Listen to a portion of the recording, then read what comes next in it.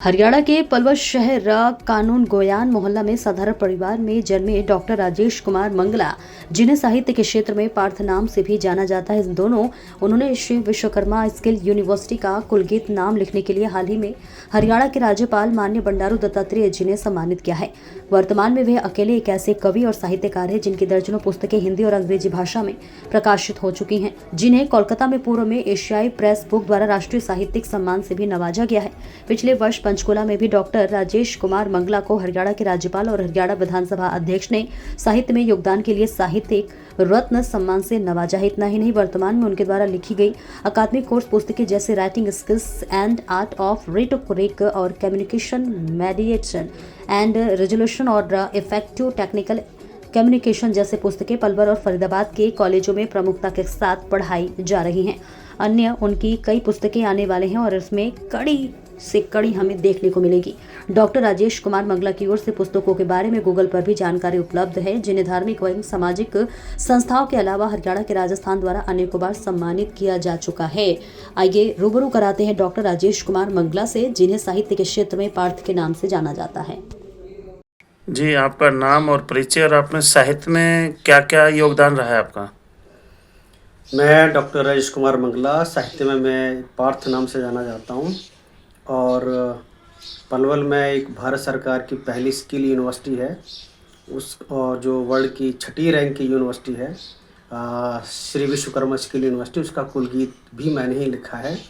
और वर्तमान में एक निजी इंजीनियरिंग कॉलेज है एनजेएफ कॉलेज, उसमें मैं प्रोफेसर के रूप में काम कर रहा हूँ।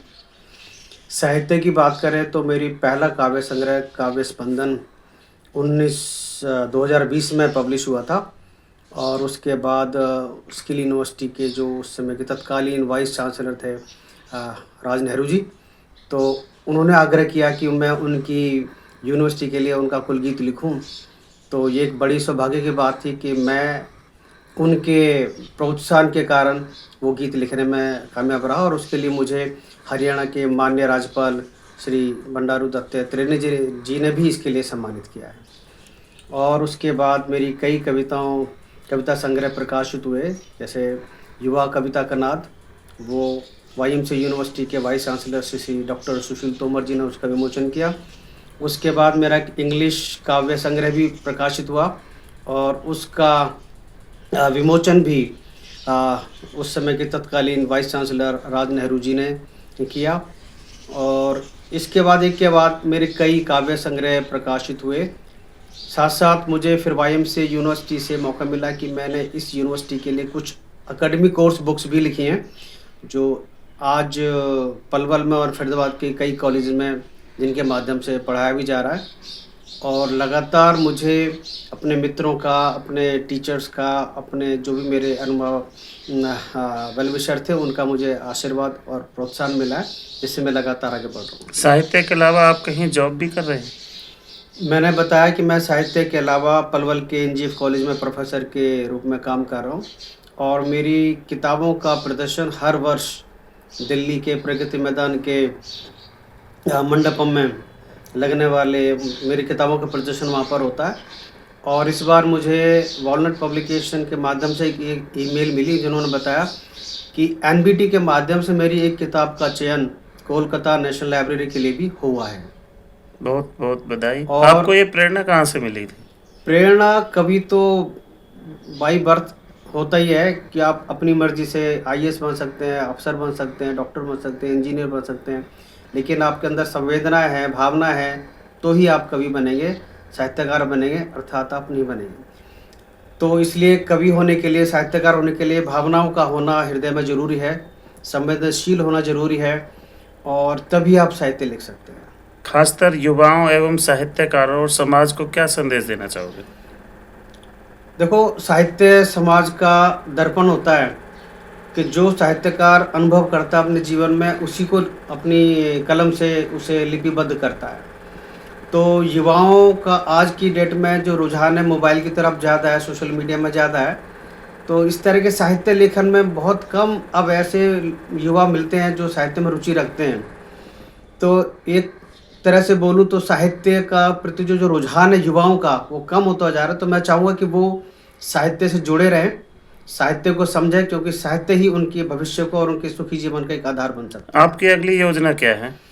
मेरी अगली योजना यही है कि अभी तो मैं अपने स्टूडेंट्स के लिए उनकी एकेडमिक कोर्स बुक्स जिसका अभी कंटेंट्स अवेलेबल नहीं है, तो मैं उसी में प्रयास कर रहा हूँ कि उनको कंटेंट्स मिले, अच्छे से पढ़ाई कर सकें वो। और दूसरा कि आज कलयुग में जिस तरह की आपाधापी मची हुई है, मानवीय संवेदनाएं, रिश्ते नाते सब धूमिल से होते जा रहे हैं, तो मेरी योजना तो यह है कि कुछ ऐसा लिख के जाऊँ कि प्रेरणा भी मिले और हमारा घर परिवार समाज उसको एक पॉजिटिव संदेश मिले, सभी मिलजुल कर रहें और आगे बढ़ें। आप समाज और सरकार से क्या उम्मीद रखते हैं? देखो, सरकार का तो हम भी एक हिस्सा है कि हम सरकार भी क्या करिए, अगर हम उसके सिटीजन नागरिक यदि संवेदनशील नहीं है, तो मैं तो ये उम्मीद करता हूँ कि सरकार साहित्यकारों को प्रोत्साहित करे, उनको एक्नॉलेज करे, उनको पहचान दे, जिससे कि वो कलम को अपनी जिंदा रख सकें। धन्यवाद। डॉक्टर साहब, अभी आपने बोला था यूनिवर्सिटी के लिए एक गीत लिखा आपने, उसको हम आपके मुखारबिंद से एक पंक्ति सुनना चाहते हैं। अभी श्री विश्वकर्मा स्किल यूनिवर्सिटी, जो भारत सरकार की पहली और वर्ल्ड की 6ठी रैंक की यूनिवर्सिटी है, उसका कुलगीत लिखने का सौभाग्य मिला। तो उसकी जो पहली जो कुछ लाइनें हैं, इसके लिए भी मुझे राज नेहरू जी ने मतलब प्रेरित का आग्रह किया था कि कुछ ऐसी हो कि बिल्कुल क्रांति जिसमें नजर आए। तो मैं शुरुआत करता हूँ। उठा कदम बढ़ा कदम, सिर उठा ये खा कसम,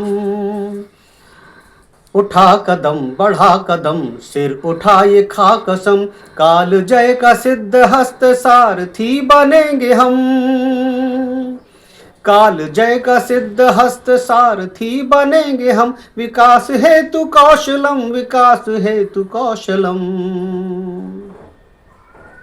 कोटि